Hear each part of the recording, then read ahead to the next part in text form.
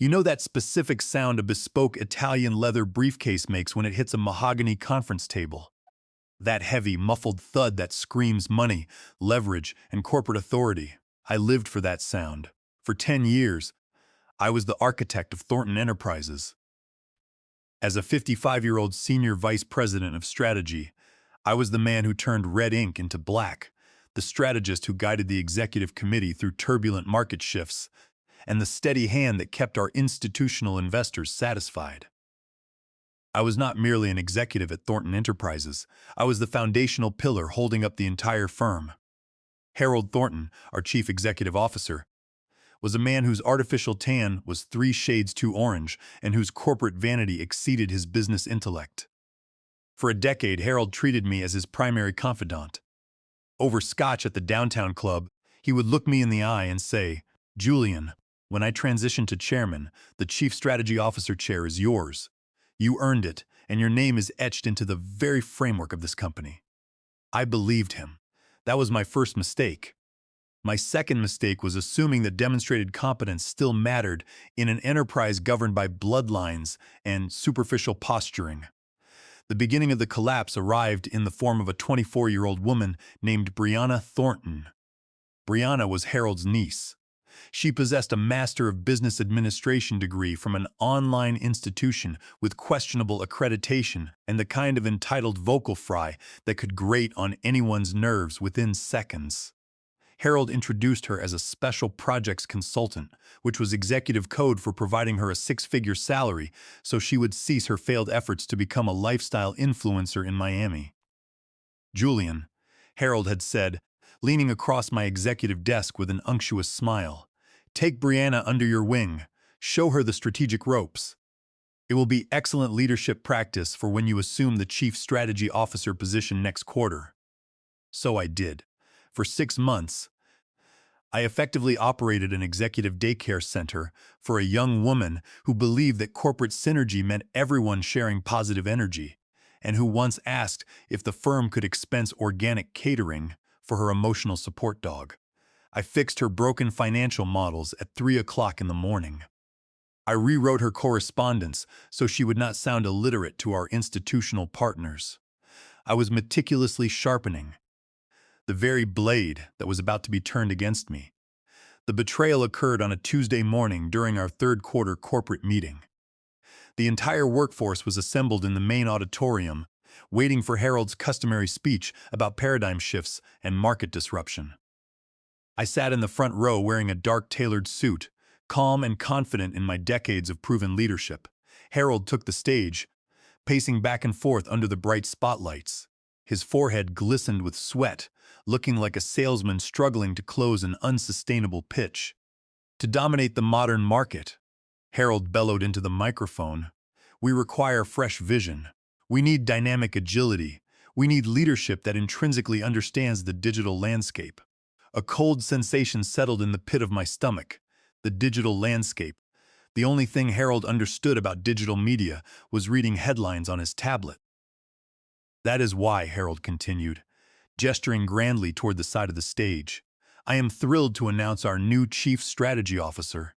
Please welcome Brianna Thornton." The silence that followed was absolute. It sucked the oxygen straight out of the auditorium. I watched Brianna glide onto the stage in a bright pink suit, waving enthusiastically to a room filled with senior directors who had been analyzing supply chains before she was born. She took the microphone and squealed, "Hi everyone. I am so excited to pivot this company into the future. We are going to disrupt everything." I did not flinch. My blood felt as cold as liquid nitrogen, but my exterior remained completely composed. I looked directly at Harold. He caught my eye for a fraction of a second, then immediately averted his gaze toward the floorboards. He knew precisely what he had done.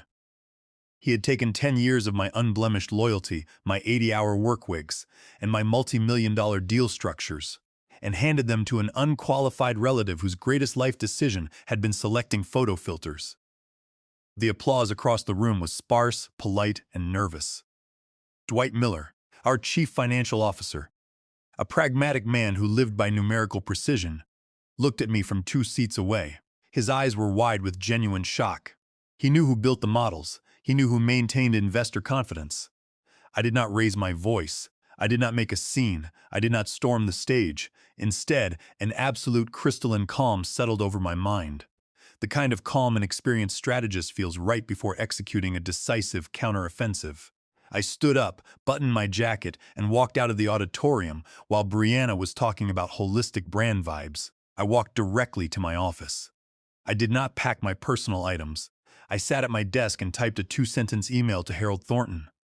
Congrats to Brianna. I resign effective immediately. I hit send, printed a physical copy, signed it with my fountain pen, and walked it to Human Resources. Brenda Watson, the Human Resources Director, stared at the paper in disbelief. Julian, she stammered, her voice shaking. Are you certain? Harold will panic. The board meeting with our private equity group is next week. Who will prepare the strategic deck? Brianna is the Chief Strategy Officer, I replied, my voice perfectly smooth. I am sure she has a comprehensive vision for the presentation. But she does not even know how to access the secure database, Brenda said. That sounds like a strategic challenge for executive leadership, I said. Good day, Brenda. I walked out of the corporate headquarters into the crisp morning air. My smartphone began buzzing frantically in my coat pocket. Harold called once, twice, 10 times. I switched the device off. Executive leadership believed this was an emotional reaction. They assumed a 55-year-old executive would go home, vent his frustration, and eventually return as an overpriced consultant. They believed the story ended with my departure. But I was not merely an executive director, Harold. I was the architect who had designed the entire corporate structure, and one should never cross the architect who knows precisely where the structural flaws are hidden. The following morning, I did not wake up to an executive alarm. I woke up to the quiet atmosphere of a schedule suddenly cleared of 7 o'clock alignment calls and evening crisis meetings. It was disorienting after 10 years of relentless corporate tempo. But my focus remained absolute. My objective was not chaotic anger. It was the systematic enforcement of governance accountability. I returned to Thornton Enterprises one final time for formal exit procedures. I wore a tailored dark gray suit, sharp and uncompromising. When I walked into the main lobby, Toby, the young receptionist, looked at me with visible anxiety. Mr. Vance, Toby whispered nervously, it is complete chaos upstairs. Miss Thornton ordered a luxury beverage station for the executive lounge, but she accidentally canceled our Bloomberg terminal subscriptions to cover the budget. Strategic priorities, Toby, I remarked dryly, moving past security. When the elevator doors opened on the executive floor, the atmosphere had transformed. The disciplined hum of high-level operations had been replaced by tense whispers. Staff members gathered in small groups, looking anxious. As I walked down the hallway, conversations ceased immediately.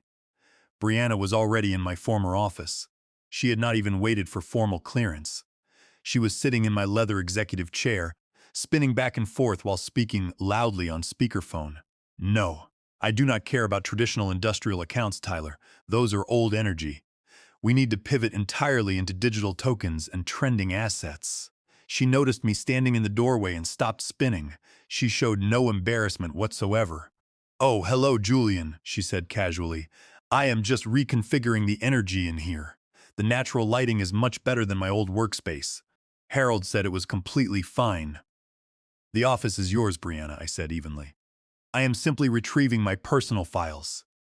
Totally, she replied with a wave of her hand. Take whatever you require, and hey, no hard feelings, right? Uncle Harold said you were totally understanding about the transition. I looked at her steadily. She was an amateur attempting to play director in an enterprise she did not comprehend. No hard feelings, I answered quietly. Just a professional observation, Brianna. Pay close attention to the fourth quarter financial projections. The master spreadsheet contains an automated macro linked directly to the legal compliance server. If you sever that link, the system will flag a regulatory discrepancy. Her eyes blinked blankly. A macro? Is that some sort of legacy formatting?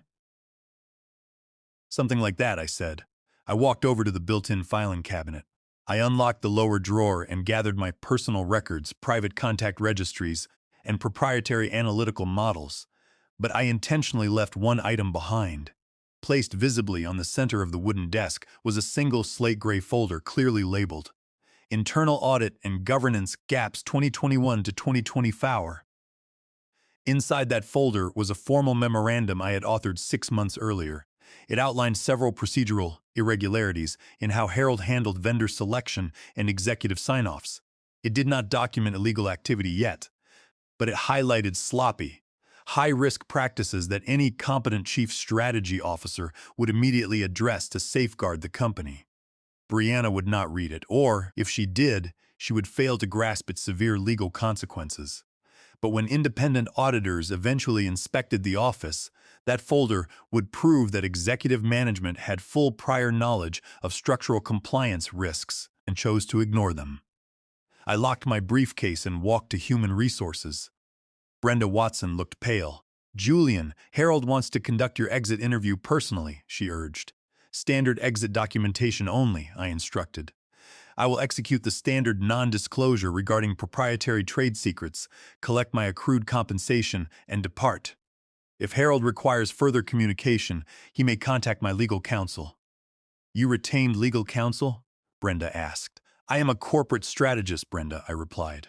"I always maintain contingency protocols. I signed the exit papers. I did not worry about the non-compete clause, because under Delaware corporate precedent and New York employment standards, constructive dismissal following a breach of executive advancement promises renders such restrictions unenforceable. But I had no intention of pursuing a drawn-out wrongful termination lawsuit for a mere financial settlement. My target was comprehensive governance accountability. As I approached the executive elevators, Harold rushed out of his corner office. His necktie was loosened, and his demeanor was visibly agitated. "Julian," he called out, "do not be dramatic. Step into my office. We can structure a new executive position for you. Senior Strategic Advisor to the Chief Strategy Officer. We will maintain your full compensation package." I turned and faced him. The arrogance was astonishing. He expected me to perform all the intellectual heavy lifting behind the scenes while his niece wore the executive title and claimed credit for my work. "Harold," I spoke in a clear voice that resonated across the executive suite, "I do not accept subordinate advisory roles, and I certainly do not perform executive babysitting. You demanded a new strategic direction. Now you must manage it." The elevator doors slid shut on his red, flustered face. I exited the building carrying only my leather briefcase. Inside my head was a complete blueprint of Thornton Enterprises, every investor covenant, every regulatory requirement, and every hidden liability. I was no longer an employee of Thornton Enterprises. I was an independent force, and my first objective was the complete restructuring of Harold Thornton's mismanaged empire. To understand how the trap would close around Harold Thornton, one must examine the institutional financing structure established 3 years earlier in 2021. Thornton Enterprises required a major capital injection to expand its regional operations. We opened negotiations with Stonebridge Equity Group, a premier private equity firm known for rigorous financial discipline and zero tolerance for executive incompetence. The contract negotiations were intense. Stonebridge Equity was represented by their lead senior counsel and managing partner, Grant Montgomery. Grant was a formidable legal strategist who rarely raised his voice. He sat in negotiation rooms with absolute composure, analyzing every clause for potential institutional risk. Harold was intimidated by Grant. Harold preferred informal business arrangements, sealed with handshakes and golf outings. Grant dealt exclusively in hard legal realities and binding investor protections. I served as the primary strategic liaison during those financing rounds. Harold could not be bothered with detailed contractual terms, so he delegated the redlining process to me and our internal legal advisor, Carl Reynolds. It was 2:00 me in the morning on the final night of contract revisions. The conference room was quiet, littered with financial models and legal drafts. Grant Montgomery sat across from me, looking as sharp as he had at the start of the session. "We require structural safeguards, Julian," Grant said, tapping his silver pen against the mahogany table. "Stonebridge Equity is committing $75 million. If executive management falters, we need an immediate contractual mechanism to protect our capital interest." Carl Reynolds raised an objection. We cannot grant Stonebridge an outright voting majority on the board. Harold will not execute the agreement if he loses nominal control. Grant turned his gaze toward me. He recognized that I was the individual who truly understood the underlying operational leverage. What is your assessment, Julian? I examined the drafted investor covenants. I knew Harold's personality flaws intimately. I knew he was becoming increasingly lazy, prone to vanity decisions, and obsessed with legacy nepotism. I also recognized that if operational performance collapsed, I would be expected to repair the damage without formal executive authority. I saw a precise strategic opening. We can insert a conditional investor override clause, I proposed calmly. Not an automatic board majority, but an emergency competency trigger. If core financial metrics, compliance standards, or governance protocols experience material degradation for 2 consecutive quarters, or if executive leadership commits a material breach of fiduciary duty under Delaware corporate standards, Stonebridge Equity receives temporary voting override rights to restructure executive management. Carl Reynolds frowned. Harold will balk at the term restructure. Define it as a strategic realignment capability, I suggested. Harold gravitates towards strategic nomenclature. He will not examine the operational definitions in the appendix. Grant Montgomery's eyes narrowed slightly. He looked at me with sharp, professional recognition. He understood precisely what I was constructing, an emergency exit for institutional investors and a hidden trapdoor beneath an incompetent chief executive officer.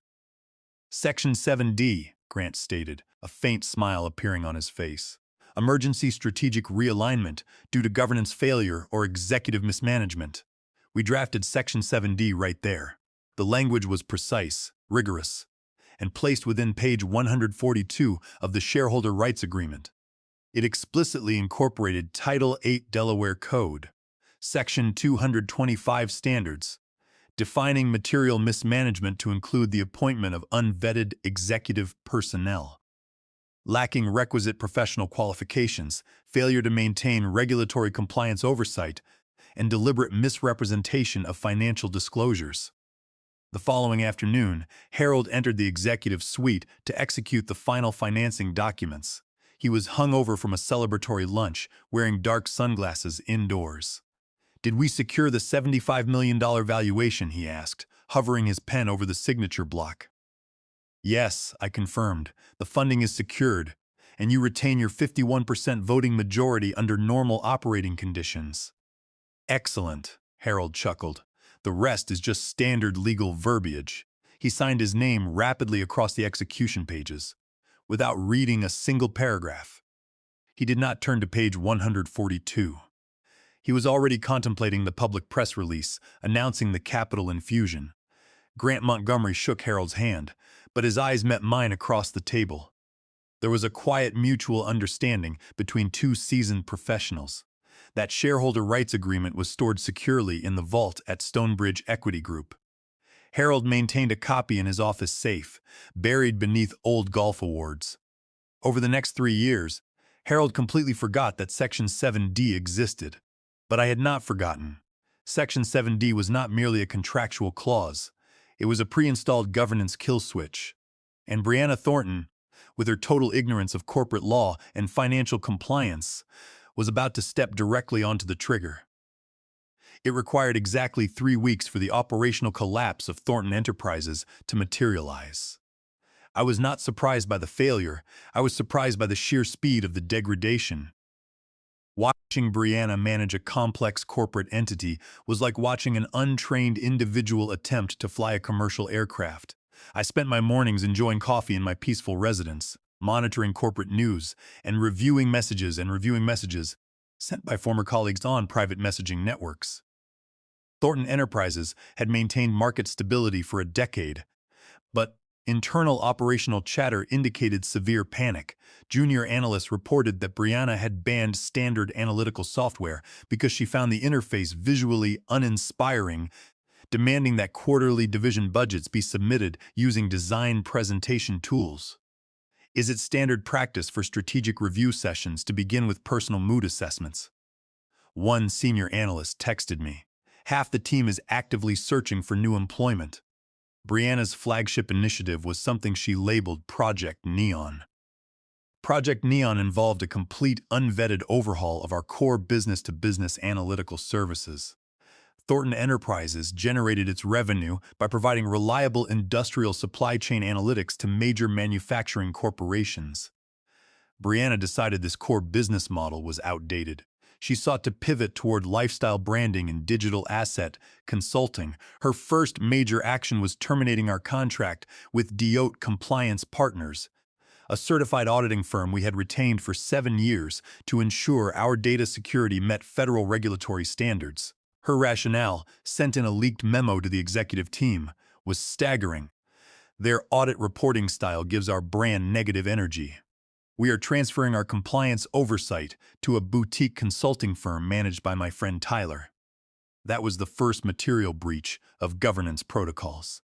Replacing a certified institutional auditor with an uncertified entity owned by a personal acquaintance violated our investor compliance covenants. The second major failure occurred during the annual supplier symposium. Historically, I managed this conference, delivering detailed operational roadmaps and reassuring industrial partners regarding fiscal stability. Brianna turned the event into a bizarre promotional presentation. She arrived 20 minutes late, wearing a wireless microphone headset, and presented a collection of abstract imagery rather than financial data.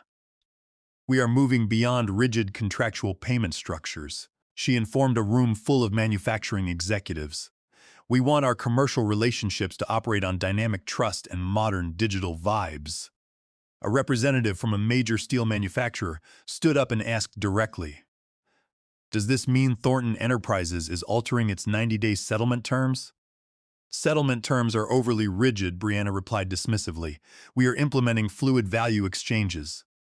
Translation: Thornton Enterprises was failing to process supplier payments on schedule. Within 48 hours, 3 major industrial suppliers suspended raw material shipments, citing acute fiscal governance uncertainty. I compiled every piece of evidence methodically. I created a secure digital file titled the Governance Audit. It contained, first, the written executive directive terminating Deote Compliance Partners. Second, the audio recording of the supplier symposium provided by an AV technician. Third, a screenshot of Brianna's revised corporate structure, which abolished the risk management division and replaced it with a brand engagement team. The definitive violation occurred with the third quarter financial projections. Because Brianna failed to understand the macro warning I had left her, she attempted to modify the master strategic forecasting model manually. She accidentally altered a key multiplier in the formula cell. Instead of projecting a realistic 4% growth rate, she produced a spreadsheet claiming a 40% quarterly growth projection. She presented this absurd deck to the executive board. Harold, desperate to demonstrate that his niece was a strategic genius, signed off on the figures without requesting an independent audit. They officially transmitted these fabricated guidance figures to Stonebridge Equity Group. That action crossed the legal threshold into material misrepresentation under federal securities standards and investor contract covenants. In corporate governance, gross negligence combined with false financial disclosures destroys executive immunity. I looked at the printed 40% presentation slide. "Brianna," I remarked quietly to myself, "you have executed your uncle's downfall." It was time to act. I did not desire my old position back. I sought absolute governance accountability. I contacted Grant Montgomery's executive assistant at Stonebridge Equity Group and scheduled an immediate private meeting. We met at an understated, high-end establishment downtown. Grant arrived promptly at 7 o'clock. He looked sharp, composed, and analytical. He sat in the booth across from me and observed the leather binder sitting on the table.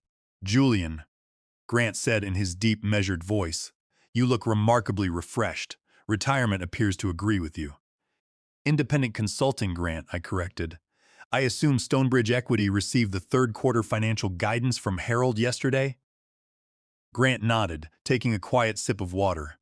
"Extremely aggressive projections. Harold claims 40% growth despite stagnant market conditions. It is an unvetted manual entry error," I stated plainly. Grant froze. "Explain." I opened the binder to the financial audit section, showing the side-by-side comparison between my original baseline model of 4% and Brianna's fabricated 40% deck. She broke the automated formula link, I explained. She typed in a figure that matched her public narrative. Harold authorized the disclosure without audit verification to protect his family appointment. Grant examined the documents, his expression hardening. Transmitting unverified, altered financial guidance to a primary institutional investor constitutes material misrepresentation. It constitutes a direct trigger under Section 7D, I emphasized. Turn to Section 4. Section 4 contained the documentation detailing the termination of DOT compliance partners and the unvetted hiring of her acquaintance's uncertified firm. Grant read the memos carefully, his jaw tightening. She dismissed an accredited compliance partner without board authorization and hired an unaccredited third party, Grant asked grimly. Which violates Section 4B of the Investment Covenant, I confirmed.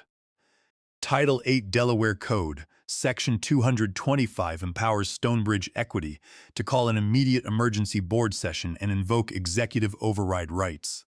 Grant closed the binder and placed his hand firmly over it. Why are you delivering this to me, Julian? Do you intend to return as Chief Executive Officer? I do not wish to manage Harold's mess, I answered evenly. I spent 10 years maintaining his executive reputation. I require full professional accountability. I want Harold Thornton to realize that corporate governance cannot be circumvented by nepotism. Grant smiled faintly, a sharp, formidable expression. Section 7D allows us to initiate an emergency executive review. The board meets next Tuesday. Tuesday morning, I said. I will be present to observe the outcome. Tuesday it is, Grant agreed, picking up the binder. You are exceptionally thorough, Julian. I designed the governance framework, Grant, I replied.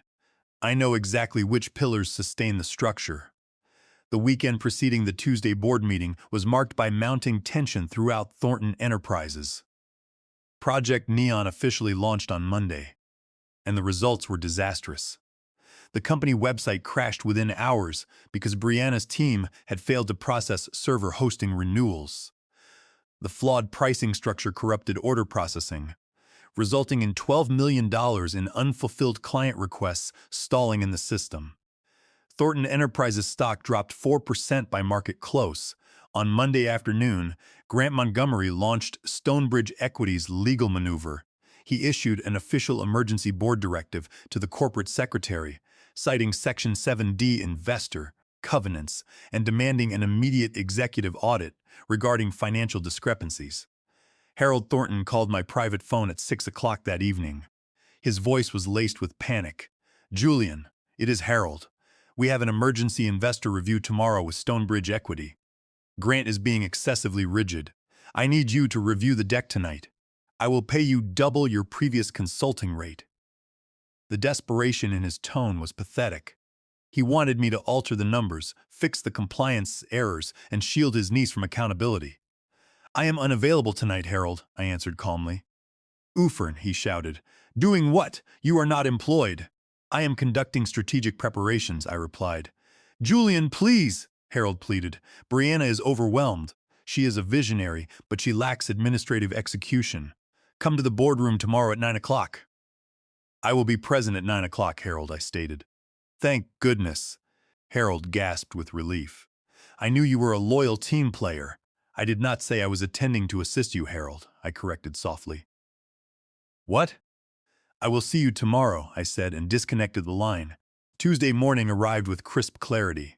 I dressed in a tailored white suit, sharp, flawless, and commanding. I arrived at Thornton Enterprises at 8:45 in the morning.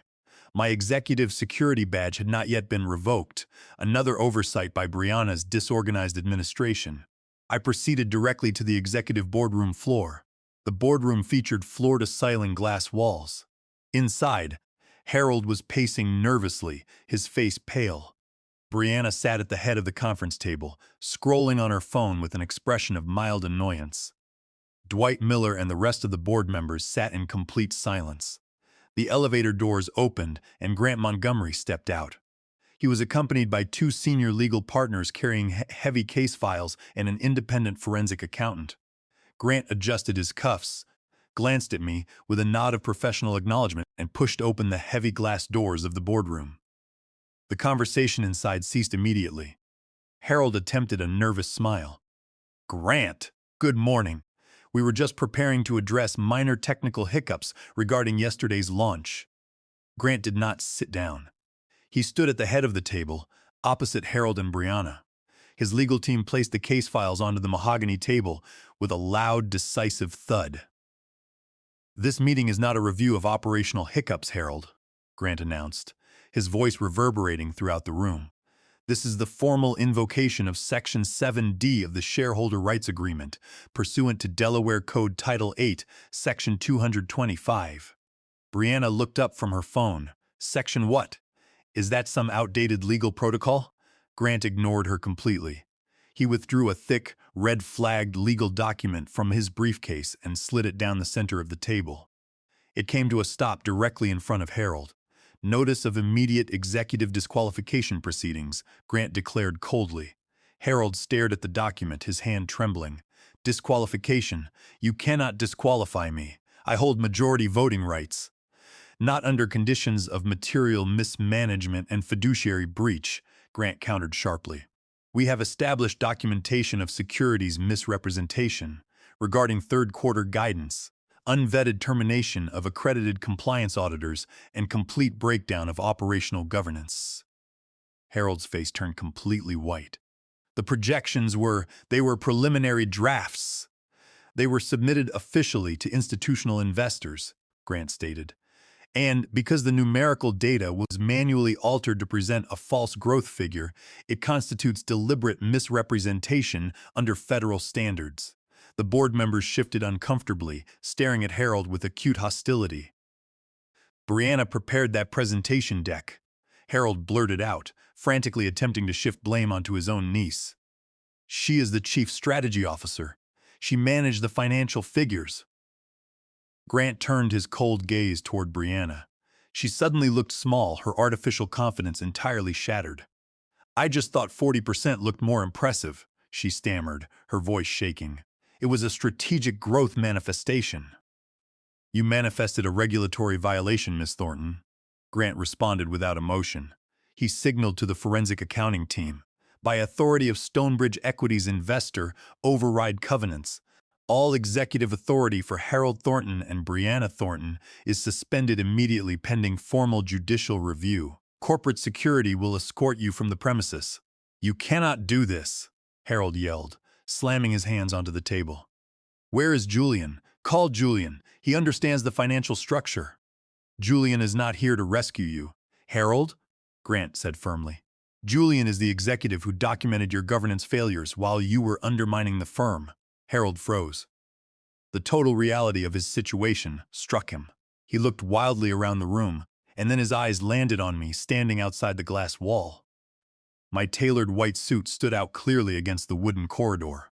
I met his gaze with calm, absolute indifference. Harold's mouth opened in shock, but no words came out.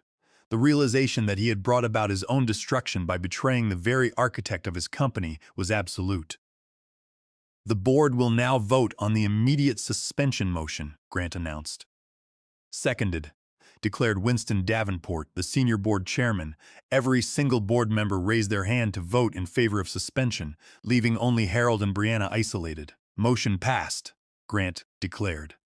"Security, escort the former executives out." Two uniformed security officers stepped into the boardroom. It was clinical, quiet, and absolute.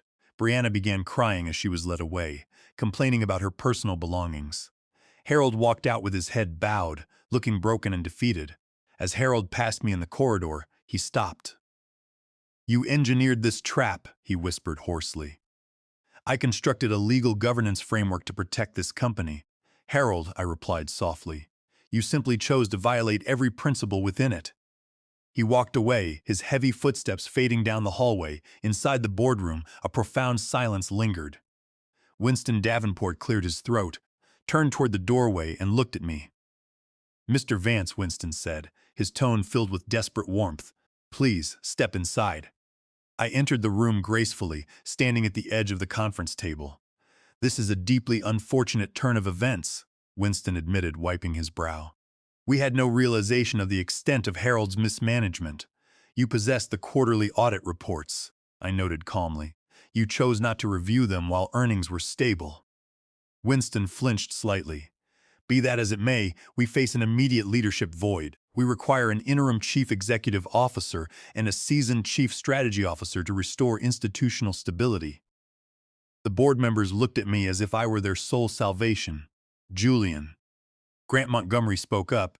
Stonebridge Equity and the board are prepared to offer you the position of chief executive officer immediately, accompanied by a triple equity allocation. It was the ultimate corporate triumph. The title, the power, the complete validation of my 10 years of work. I looked at the faces around the table, individuals who only valued competence when their own positions were endangered. I felt no desire to rule their institution. My ambition to serve Thornton Enterprises had ended the moment Harold executed his betrayal. I appreciate the offer, gentlemen, I stated clearly. However, I decline. Winston gasped. Decline?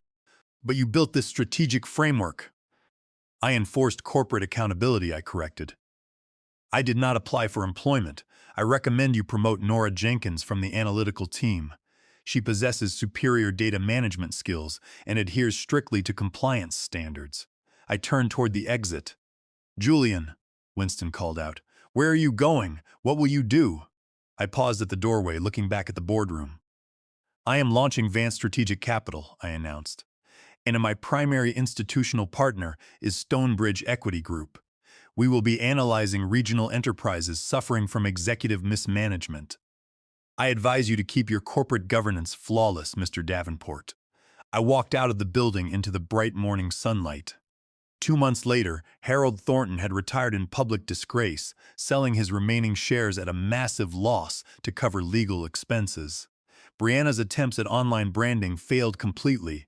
Thornton Enterprises survived under Nora Jenkins's disciplined leadership, paying my new firm substantial consulting fees for strategic oversight. Meanwhile, Vance Strategic Capital flourished, partnering with institutional investors to restructure mismanaged corporations across the country. Real executive power does not require loud posturing or unearned titles. True authority operates with quiet, absolute precision. My resignation was not a retreat. It was the decisive strategic catalyst that restored balance to the enterprise.